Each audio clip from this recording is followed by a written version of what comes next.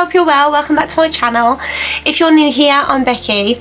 I love a YouTube short, and I do pop up every once in a while to show you a little vlog. I post hauls, cleaning, overall daily life, but now I'm going to showing you my trip to Iceland over the next week. So if you're intrigued and you want to be a little nosy, carry on watching.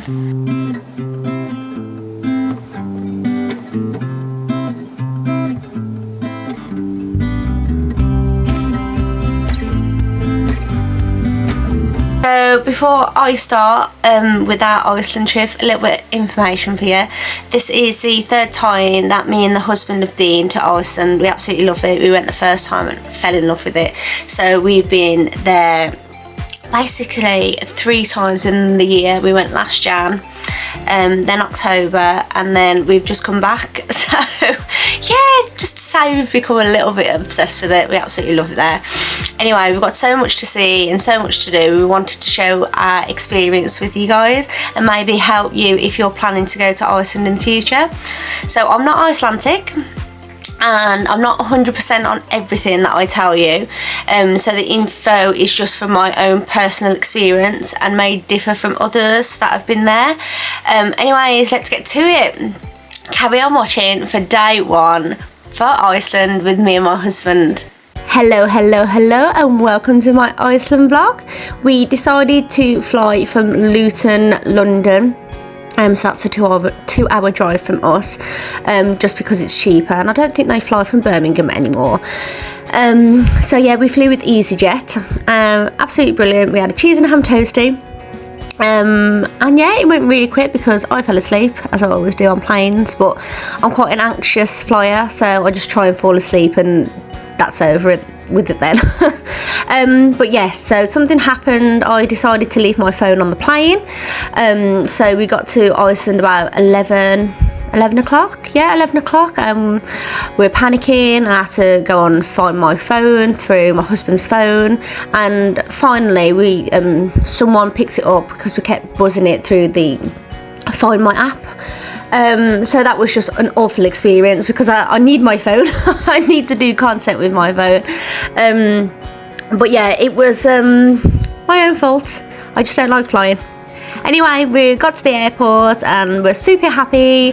I wanted a donut, but then because I left my phone, we drove to the car rental place, and then because I left it there, we had to drive back and we had a hot dog then. And this is well, Iceland's most famous for these hot dogs. Don't ask me how to say it because I have no clue. But yeah, once I've got my phone back, I was all happy as a Larry. We decided to get our rental car with Lotus, and we've gone with them 3 times now.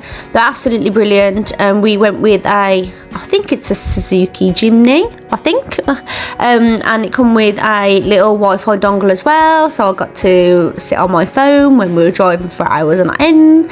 But yeah, it was a great little car for all the weather conditions that we had as well, because it was rain, snow, sleet, blizzard, wind, everything, you name it. 1 minute it was sunny, not a cloud in the sky, and then next minute it was you couldn't see in front of you. It was great. It was scary, but it was great at the same time. So from the airport, when I finally got my phone back, we went to see where the Eurasian and the North American plate cracked. I think that's right. So as you can see in the video, it's okay driving conditions to this utter fog. But anyway, we got to the tectonic plates, and oh my gosh, you wouldn't believe how windy it is. I did try and do a video for you and was talking to it, but you couldn't hear a word I was saying, so it was utter pointless. So yeah, the North American and the Eurasian plates are moving away from each other along the line of the Mid-Atlantic Ridge. The ridge extends into South Atlantic Ocean between the South American and the African plates. So yeah, this is the bridge between 2 continents. It's a 50-metre footbridge in, I can't pronounce the name, so I'm going to pop it below.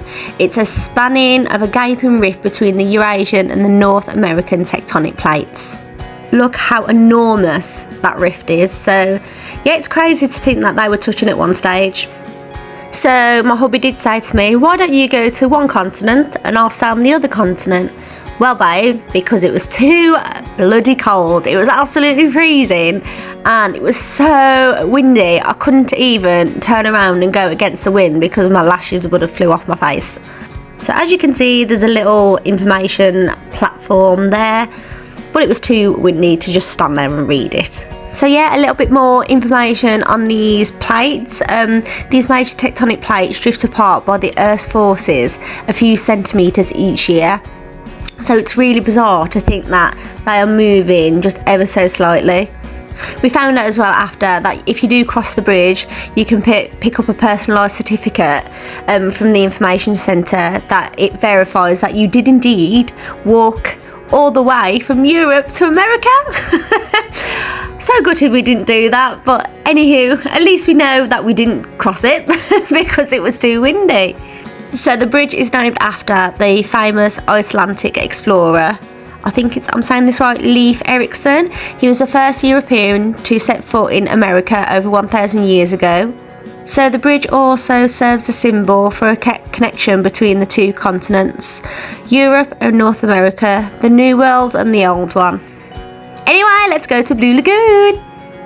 So if you don't know what the Blue Lagoon is, the Blue Lagoon is a geothermal spa located in the southwestern of Iceland near the town of Grindavik.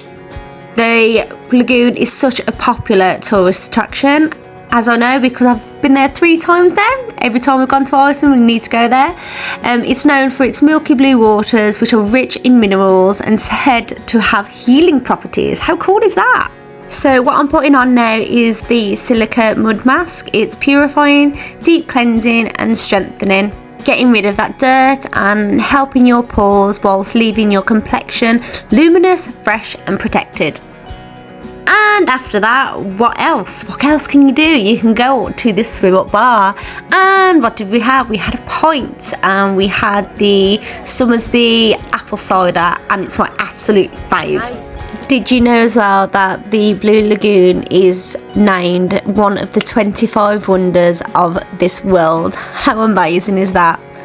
I think it's so good as well that it actually clears up psoriasis. I remember watching this programme way back when, and it was this man that suffered with psoriasis and he kept going to the Blue Lagoon and then it just went, which I think that's absolutely amazing.